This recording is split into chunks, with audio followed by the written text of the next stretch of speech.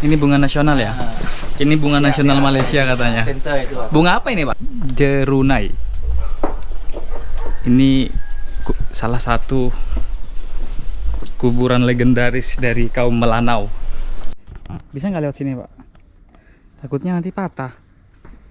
Di situ kayaknya tempat kuburan bergantung, cuman nggak ada bekasnya itu di situ. Cuman udah nggak ada.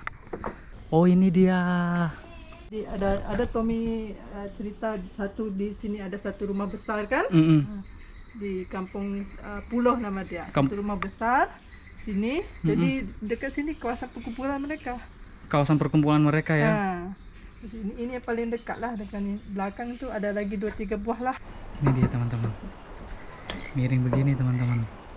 Tadi mereka tidak boleh, tidak bisa ditolong. Lepas tu dia akan merayu. Sebab itulah rayuan mereka tadi. Rayuan si perempuan atas tu tadi. Kayuhkan tinggi-tinggi pengayuh kalian, aku derhagakan seperti air. Oh. Dia akan menangis siang dan malam lah. Minta tolong. Tapi hai teman-teman semuanya, kali ini saya akan eksplor ke tempat yang sedikit ada cerita mistisnya, di mana tempat tersebut ada di negeri Sarawak, Malaysia, tepatnya di Kampung Telian Mukah, yang mana notabene masyarakatnya adalah dari suku Melanau Malaysia. Saya datang ke sini hanya penasaran saja mengenai kisah Jerunai dan kuburan gantung yang ada di sekitar masyarakat Melanau, khususnya di Kampung Telian di negeri Sarawak. Untuk mencapai ke sini, saya memulai dari kota Sibu menuju Kampung Telian dengan jalur darat, di mana lama perjalanannya membutuhkan waktu kurang lebih 2 jam. Begitu sampai di sana, saya melihat bangunan-bangunan tua yang rata-rata didominasi oleh rumah-rumah panggung. Terlintas juga banyak aliran-aliran sungai kecil di sekitar rumah masyarakat Melanau. Memang aliran sungai tersebut akan bermuara ke pantai. Terlihat juga di sekitar rumah warga Melanau kami disambut oleh bunga raya. Perlu diketahui bahwa bunga ini adalah bunga kebangsaan Malaysia loh. Setelah itu saya bertemu dengan warga Melanau dan saya mencari orang sesepuh atau orang yang banyak mengetahui kisah dari Jerunai dan kuburan gantung pada suku Melanau. Menurut info, kebetulan orang tersebut pernah terlibat menjadi narasumber atau konsultan di dunia perfilman Malaysia. Kalau tidak salah, nama filmnya adalah Sumpahan Jerunai yang filmnya rilis tanggal 27 Juli 2023 kemarin. Untuk sekilas info bahwa Jerunai adalah salah satu kisah yang bersejarah bagi masyarakat Melanau. Jerunai telah dijadikan tempat pemakaman atau kuburan bagi orang-orang bangsawan Melanau. Yang paling menarik dari kisah Jerunai ini adalah di mana ada korban manusia yang harus ikut menemani bangsawan Melanau dan untuk mendampingi arwah dari bangsawan Melanau yang telah meninggal. Katanya korban tersebut untuk mendampingi bangsawan dari dunia lain di alam baka sana.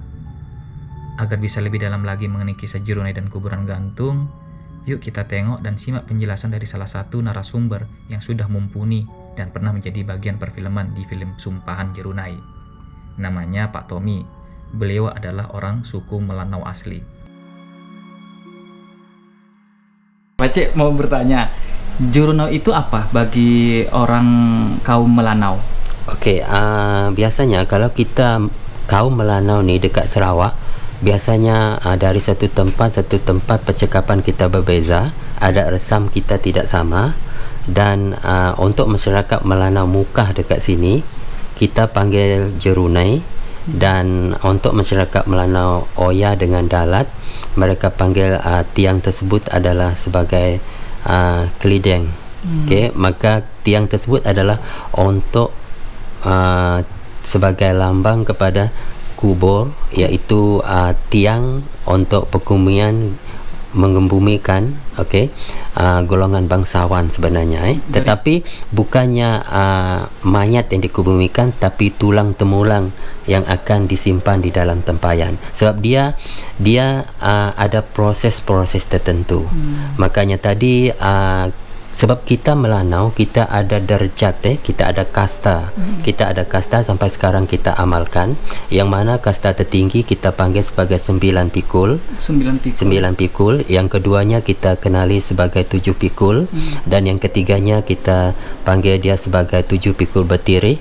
Dan yang keempatnya kita panggil sebagai dipen ataupun ulun, iaitu golongan hamba abdi.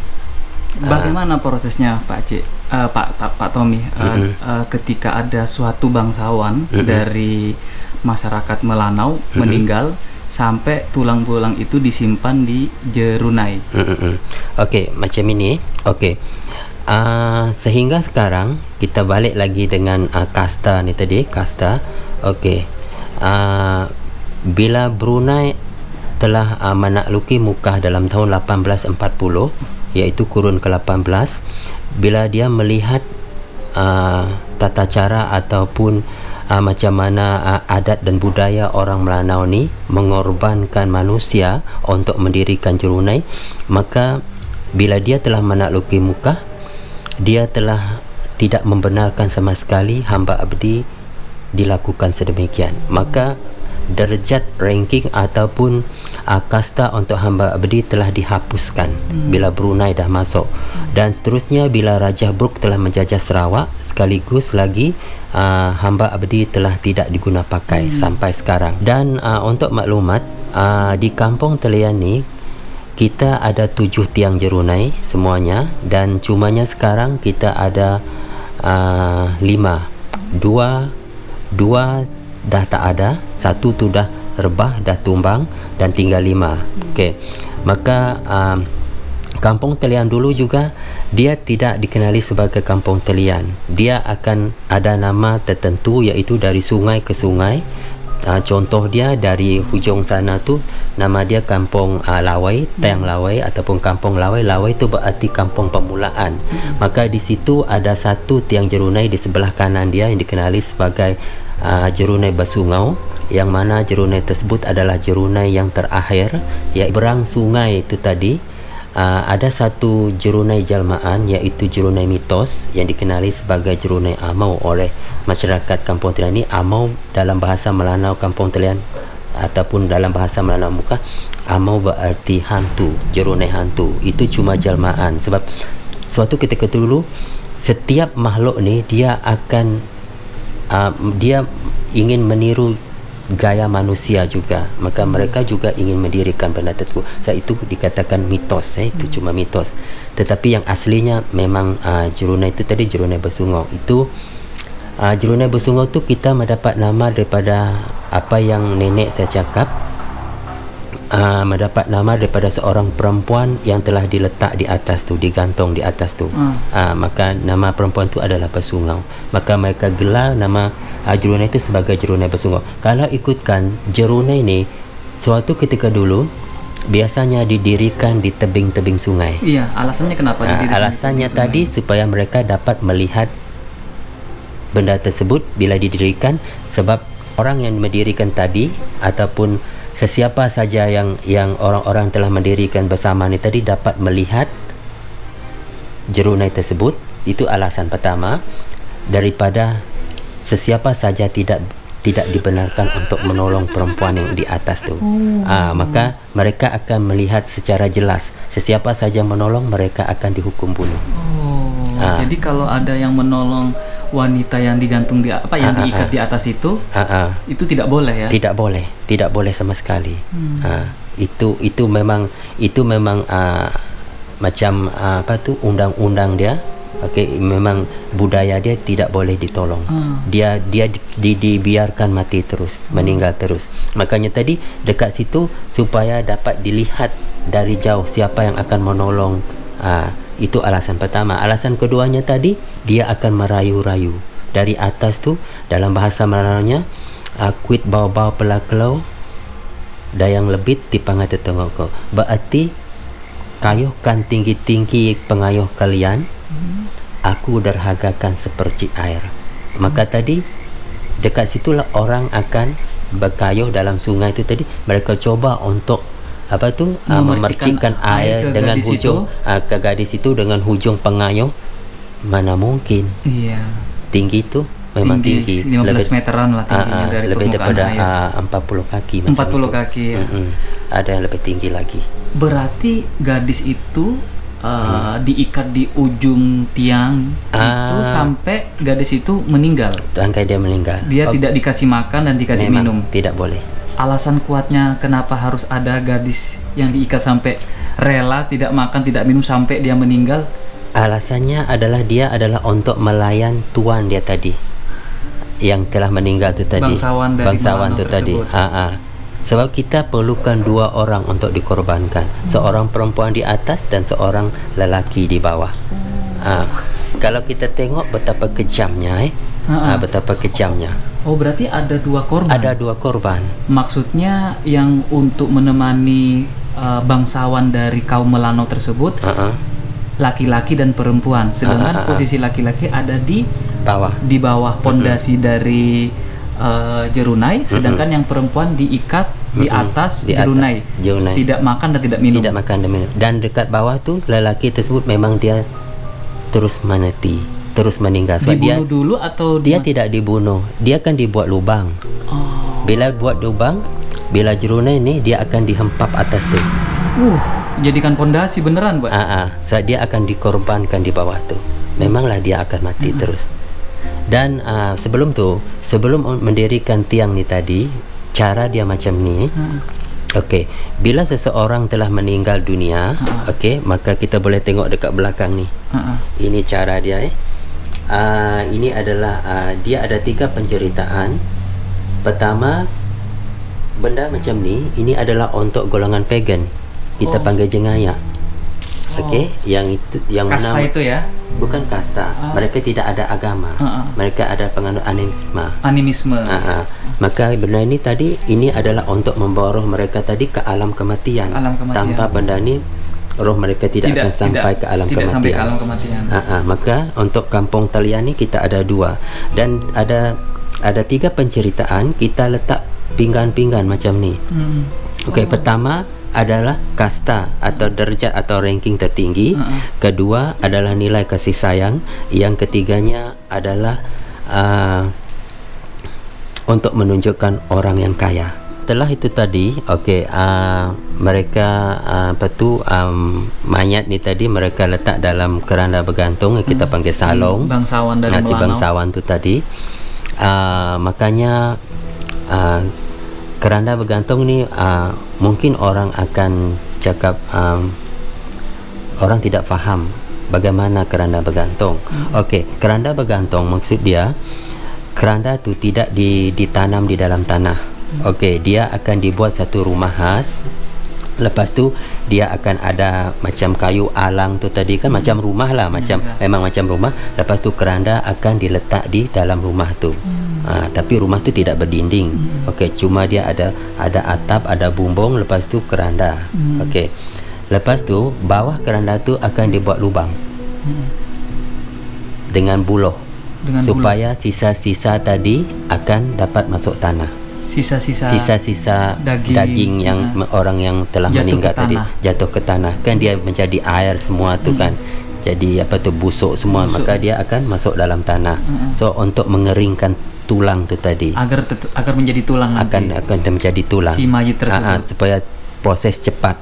Kalau tidak, bayangkan dalam keranda mereka akan dia akan tidak dapat keluar. Lepas tu benda ni tadi beberapa tahun kemudian, beberapa tahun proses dia mungkin dalam 1 tahun atau 2 tahun baru. Sebab mereka selalu buka ditengok. tudung tu mereka tengok dulu, memastikan bahawa daging itu si sudah tidak ada lagi. Daging si mayat tersebut sudah tidak ada lagi, hanya sisa tulang. Tinggal tulang ataupun tengkoraknya aja. Maka setelah itu tadi dia memakan proses yang lama jugalah. Lebih daripada 1 tahun atau 2 tahun lebih macam tu. Lepas tu barulah upacara menulang akan diadakan. Setelah tu mereka akan pergi ke hutan untuk mencari suatu tiang ataupun satu kayu belian yang paling istimewa, yang paling tahan. Mereka tengok belian yang cukup matang, cukup tua. Sebab ada orang-orang tertentu yang akan memilih, orang yang pakar dalam bidang pakayuan ni tadi, dalam pokok-pokok hutan ni tadi. Dari situ mereka akan mencari jenis belian yang tahan. Lepas tu bila dah beberapa tahun, mungkin dalam 1 tahun lebih, dekat 2 tahun, upacara menulang akan diadakan. Sebelum tu mereka akan membuat proses. Setelah tu tadi mereka akan lebih awal untuk menebang pokok tu tadi. bayangkan pokok belian bukan senang mau tebang. Kuat itu. Kuat dengan menggunakan kapak. Makanya alasannya pakai belian karena belian ini tahan lama. Tahan lama. Sebab bagi orang Melanau, itulah bak kata peribahasa atau bidalan dia, perumpamaan dia, tulang manusia hancur lebur tetapi belian tetap berdiri gah. Bila mereka dah tebang, mereka ambil pergi ke perkampungan mereka, maka di situ mereka akan membuat proses untuk mengukir dia, buat ukiran sesuai dengan keyakinan daripada kita di bangsawan tu tadi. Maka itulah proses mereka, bukan senang nak mengukir tu. Sebab kayu belian tu adalah raja kepada segala kayu. Lepas tu bila mereka telah sampai setahun lebih hingga ke 2 tahun, upacara menulang akan membuka keranda. Keranda bergantung itu. Keranda bergantung mereka akan buka. Angkat tulangnya. Angkat tulang, mereka ambil tulang tu, maka mereka akan letak dalam tempayan. Tempayan tu mestilah warna dia, kita tidak menggunakan tajau kita menggunakan tempayan blue and white porcelain. Maksudnya warna yang biru putih yang lebih besar dia. Okey. Lepas tu setelah semua tu siap semua, mereka ada upacara khas, barulah mereka akan mencari anak-anak yatim piatu. Termasuklah anak-anak yatim piatu tu adalah golongan hamba abdi tadi. Hamba abdi tadi yang dikorbankan itu. Yang akan dikorbankan. Mereka akan pergi ke kampung-kampung. Mereka akan pergi ke kampung-kampung. Sebab itulah kadang-kadang ada juga orang yang kasihan ni tadi mereka sembunyikan biar tidak jadi pilihan. Tidak jadi pilihan. Sebab tadi mereka akan atas dasar paksaan. Kalau mereka tahu di rumah itu ada siapa anak saja anak perempuan, anak laki-laki, mereka akan terus ambil. Sebab itu adalah meskipun anak perempuan itu tidak mau, tetap dia ambil. Tetap ambil atas paksaan, tidak boleh. Dia tidak boleh bercakap saya tidak mahu. Memang dia akan cakap saya tidak mahu. Mereka akan heret dia. Akan ditarik menjadi korban. Pengorbanan untuk kaum bangsawan tersebut. Baik laki-laki dan perempuan. Lalu Pak Cik, lepas itu dapat dua lepas itu barulah upacara ni untuk mendirikan ni. Mendirikan tiang ni tadi tiang jeruna ni tadi. Bila ada sebelum mendirikan tu tadi jeruna itu kan contoh dia macam ini kan. Okey, dia bawah macam ini. Okey, mereka akan buat lubang dekat sini. Okey, mereka akan ada kayu. Kita panggil asau nama dia. Asau tu dalam bahasa Melanau tu anjing, tapi bukan anjing ada nama khas dia asau. Maka mereka tarik dengan tu tadi. Kamu pernah tak kamu tengok macam mana orang mendirikan tibau buayan ke gerasi, mainan orang Melanau macam itulah. Mereka tarik ni tadi dengan kayu semua ni. Lepas tu pertama kali mereka akan tolak yang lelaki tu tadi, lelaki muda itu tolak dalam lubang. Bayangkan dia tu lebih daripada 6 kaki, lebih dalam lagi daripada liang lahat. Sebab dia mesti dalam sikit, sebab ni besar. Jadi laki-laki muda itu dikuburkan hidup-hidup. Dia akan ditolak dalam tu. Dia akan ditarik walaupun dia meronta-ronta, dia akan dipaksa. Dia akan ke lubang itu. Masuk dalam lubang. Habis itu langsung yang ini langsung akan didirikan. Si kayu belian ini dengan berat yang sangat. Dengan berat itu, dengan berat kilo-kilo. Bukan berkilo lagi. Berton-ton. Lepas tu memang dia akan berteriak dalam tu. Dia akan jatuh ke badan dia. Jadi prosesnya laki-laki itu dipaksa tarik meskipun dia meronta-ronta, lalu dibuang ke lubang tempat kayu belian itu tadi untuk setelah si laki-laki ini udah di dalam lubang, baru sama masyarakat Melanau ditimpa sama kayu yang ditimpa sama jeruna ini sama tadi. Jeruna ini hidup. Okey. Wow. Lepas tu barulah perempuan ini akan diletak di atas. Setelah tertanam, seorang telah tertanam, seorang perempuan baru dilanjutkan sama perempuan lagi. Perempuan itu akan diikat atas ni. Biasanya dia akan ada macam satu rotan khas, dia akan dia akan berpijak di atas rotan tuh, dia akan diikat. Diikat kaki dan tangannya. Kaki dan tangan dia akan diikat. Kalau untuk kaum Melanau lainnya yang bukan bangsawan, proses penguburannya hanya kuburan bergantung saja atau tidak perlu jarunai? Atau dimakamkan ke tanah? Sebab itulah saya atau cakap. Sama prosesnya? Sebab itulah saya cakap tadi, dia akan ada, kalaulah yang bukan bangsawan lah. Kalau yang bukan bangsawan, okey, ada yang, sebab cerita keranda bergantung ni dia ada cerita lain juga. Tak semestinya yang atas yang digantung keranda bergantung ni tadi adalah golongan bangsawan. Salah satunya dulu diadakan keranda bergantung ni adalah disebabkan wabak penyakit. Yang kita, kalau orang sekarang bilang macam kolera, dia akan menular, dia cepat merebak. Makanya tadi mereka tidak sempat untuk mengembumikan dalam tanah. Mereka letak dalam keranda bergantung, lepas tu mereka gantung semua. Itu alasan. Berarti kuburan orang zaman dulu, khususnya warga Melanau, kaum Melanau, berarti kuburannya bergantung semua ya zaman dulu. Dengan ada juga sepatutnya mereka akan ditanam dalam tanah, tetapi ada alasan keduanya disebabkan oleh wabak penyakit. Wabak penyakit tu, maka mereka tidak sempat. Maka sebab tadi kalau mereka biarkan mati, mereka meninggal macam itu saja, maka penyakit akan lebih cepat merebak. Makanya tadi mereka masuk dalam kandang, mereka gantung, masuk dalam kandang, mereka gantung. Lepas tu mereka lari ke hutan untuk menyelamatkan daripada wabak masing-masing. Itu adalah alasan kandang bergantung juga. Cerita di balik keranda bergantung bukan ya. Semua kalaulah kita tengok, kalaulah saya cakap tadi, semua ni tadi secara logika dia, orang bangsawan ni memang banyak. Kalau yang 9 pikul ni memang ramai. Maka kalau ramai, memanglah ramailah tiang jarunai. Tapi yang sebenarnya adalah atas permintaan. Atas permintaan, dan juga keranda bergantung ni tak semestinya adalah untuk mendirikan jarunai, tetapi keranda bergantung alasan yang keduanya adalah mengelak daripada wabak penyakit. Wabak penyakit itu. Itu yang sebenarnya. Cerita sumpahan jarunai saya sampai difilmkan. Saya dapat imagine, saya dapat merasakan sampai saya menangis. Betapa sakitnya itu.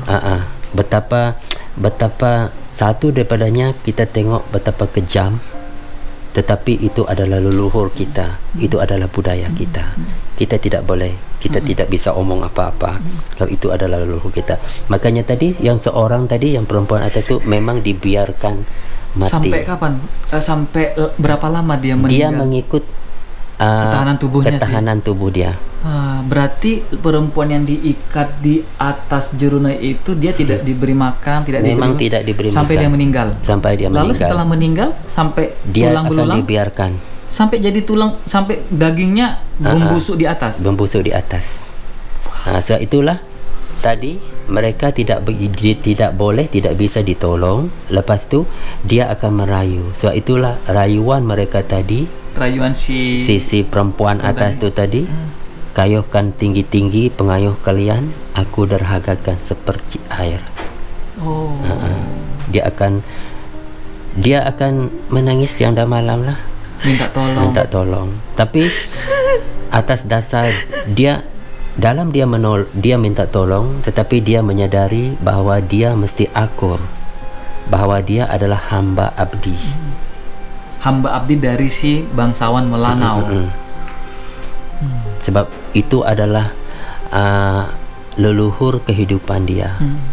Sebab itulah hayat dia, penyudah dia adalah di tangan kuasa orang, di tangan orang bangsawan. Sebab dulu kuasa yang mutlak, kuasa yang berkuasa adalah golongan bangsawan. Berarti rata-rata yang jadi korban itu adalah pemuda. Iya. Maksudnya tidak menikah. Artinya memang mereka perlukan darah, biasanya anak muda lah. Darah yang anak muda. Anak muda.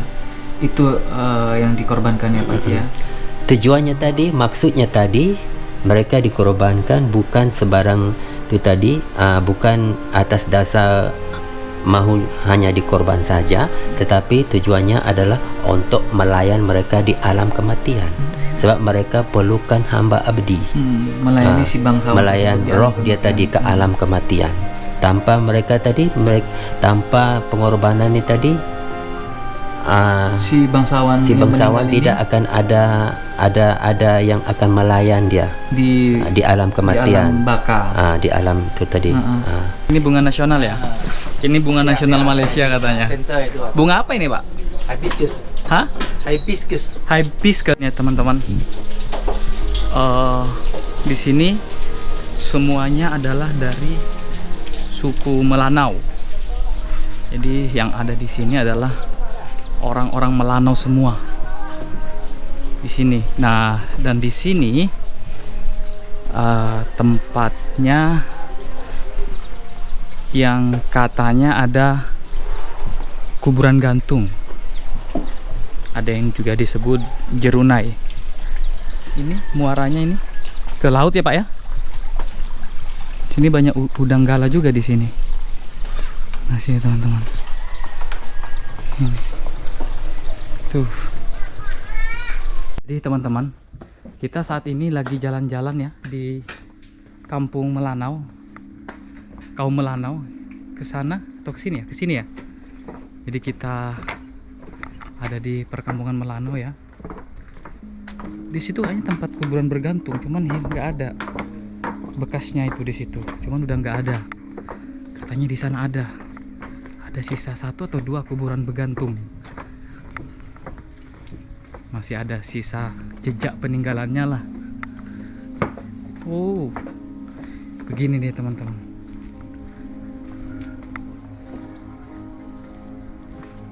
Ini bumbung merah. Bumbung merah ini, oh yang lurus itu. Jadi kita itu jalan-jalan ke perkampungan Melanau. Sini hilir sungai ya, anak sungai. Dan jalannya ini begini bentuknya, dari kayu. Tuh miring. Wah, bayangkan ya. Ini dia teman-teman, miring begini teman-teman. Takut roboh Pak. Ada lagi nggak jembatan sini? Ada ya. Ini dia teman-teman, perkampungan Melanau. Tuh, kita lihat ke sana tuh teman-teman. Nah, di situ ada jalan Pak. Bisa nggak lewat sini Pak? Takutnya nanti patah. Enggak kan? Ada kadal. Patah enggak ya? Enggak kuat Pak ya, Bruce. Ngeri juga ya. Ngeri. Patah enggak Pak Bruce? Coba satu-satu Pak terus. Coba Bruce dulu lah. Coba satu-satu. Betul. Ada orang jalan. Coba aja. Coba tanya. Bruce dulu lah, ayo. Bisa enggak? Satu-satu aja. Oh bisa ya. Oke. Sekarang saya serius nih teman-teman. Gila banget. Aduh.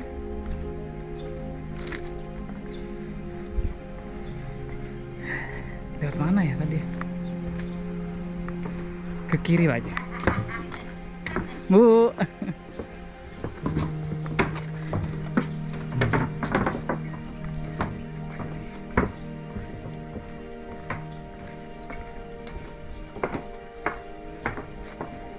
Jadi di bawah ini kayu semua ya. Ini loh teman-teman. Semua kaum Melanau. Nah, saya mau arah ke sana, gimana cara lewatnya ya? Kalau nggak bisa kita balik lagi. Hai teman-teman, karena saya lagi kebingungan ya. Saya tadi minta jalan arah untuk menuju ke Kampung Lamindana ya. Dimana di situ katanya masih ada sisa peninggalan kuburan bergantung. Jadi saya lagi dipandu sama orang kaum Melanau yang ada di sini. Jadi ke sini teman-teman. Oh, ada jalan di sisi sungai. Wah, ini jalan kampung dari suku kaum Melanau. Suku udah kaum lagi, kaum Melanau lagi. Nah, gitu. Ini teman-teman. Ini lewat sungai ini ya. Tuh.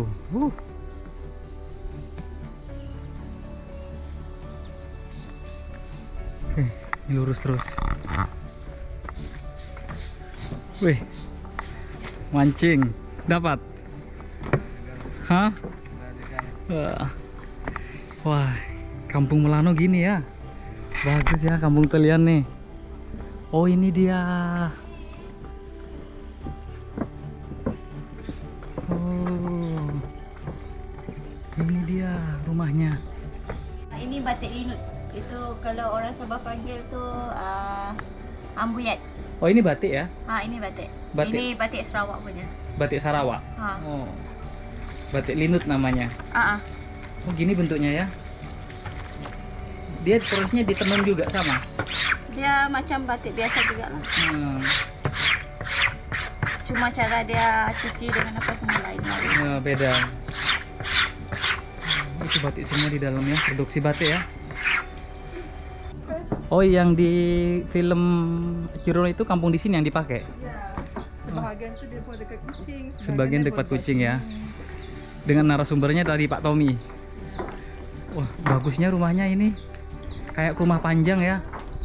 Kayak longhouse juga. Lah, ini kayak bagus banget tempatnya, Bu. Ini tempat makan. Oh, itu dia. Masya Dekat Allah. belakang ni ada lagi. Cuman ini aja ya? Ada banyak lagi belakang. Ada 2-3 buah lagi. Jadi ada Tommy cerita satu di sini ada satu rumah besar kan? Di kampung Puloh nama dia. Satu rumah besar sini. Jadi dekat sini kawasan perkumpulan mereka. Kawasan perkumpulan mereka ya? Ini yang paling dekat lah dekat ni. Belakang tu ada lagi 2-3 buah lah. Di mana? Belakang rumah ni sejak. Tapi tidak nampak dalam semak-semak belakang sana. Oh, yang nampak ini. Ini yang paling dekat lah. Hmm. Ya. Aku nanti lewat sana lah, bisa lah saya ke sana dulu.